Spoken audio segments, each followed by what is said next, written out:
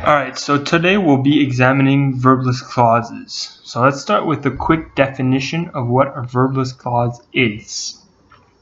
A verbless clause is a clause-like structure in which a verb is implied but omitted. It's not present, it's not in the sentence.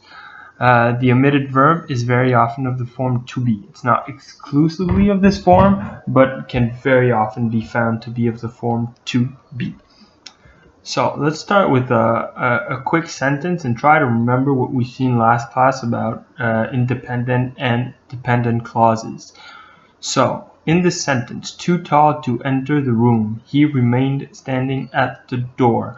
Could you tell me which of the two clause is independent and which of the two clause is the dependent clause? I'll let you a few seconds to think about it.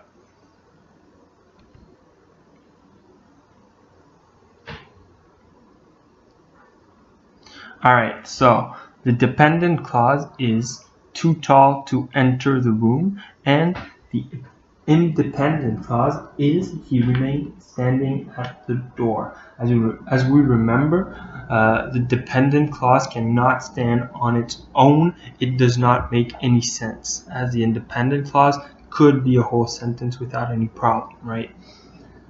So let's go to the next one. Once again, too tall to enter the room, he remained standing at the door. Could you tell me which of the two clause has an omitted verb? So which of the two clause is the verbless clause? A, too tall to enter the room, or B, he remained standing at the door? I'll let you a few seconds to think about it, and then I'll give you the answers. Very well. So the verbless clause was in the dependent clause too tall to enter the room, in which a verb is omitted. The omitted verb is very often to be found in the dependent clause as well. So this could be a good way to find which of the clause is verbless. Then, would you be able to insert a verb in our following verbless clause? How could we add the verb into our clause too tall to enter the room? Quick tip: the verb that will be added to this clause will be of the form to be. So I'll let you a few seconds to think about it as well, and we'll come back on it.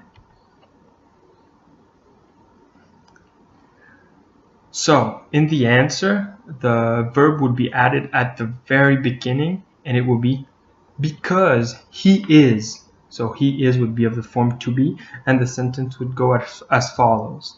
Because he is too tall to enter the room, he remained standing at the door.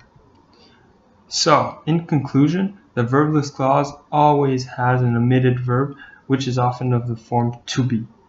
So very often of the form to be, and remember, the verbless clause is often the same as the dependent clause. So in this sentence, our verb was of the form to be, and it went as follows: because he is too tall to enter the room, he remained standing at the door. And as you can see, the sentence, even though a verb is omitted, is very grammatical, even though it doesn't respond to the regular sentence structure, which is subject, verb, object, right? So this is it for this class. I hope you enjoyed it, and I hope you'll become pros of verbless clauses. Thank you.